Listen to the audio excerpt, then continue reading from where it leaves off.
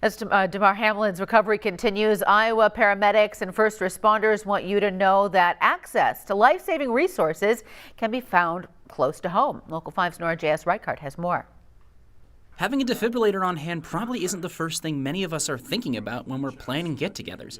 But a program from the Nevada Fire Department is letting anyone have access to a valuable tool for preparing themselves for emergencies. We've used the AED at youth football. We've also seen the AED go out of state to South Dakota to a Boy Scout camping trip. So we're really excited about the public taking advantage of it.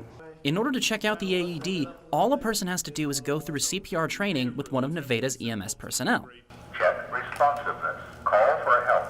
That training is also meant to help mentally prepare a person for a speedy reaction in a crisis. Fire department and police, we're kind of conditioned to respond to emergencies, and the average public citizen is not. And when an emergency happens, we want you to be trained to be able to react. Under Iowa law, all gyms or fitness clubs are required to have an AED available on site.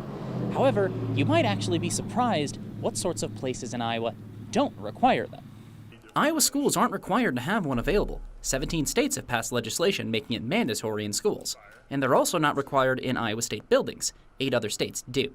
And while many of these places do still have an AED on hand, Nevada's paramedics say making them as accessible as possible is key to keeping the community safe. We see our best results, whether it's a fire, it's a cardiac arrest, or a medical emergency. When the public gets involved, we generally see good results. And so that's what we're encouraging the people to do. In Nevada, this is Nora J.S. Reichart for Local 5 News. We are Iowa.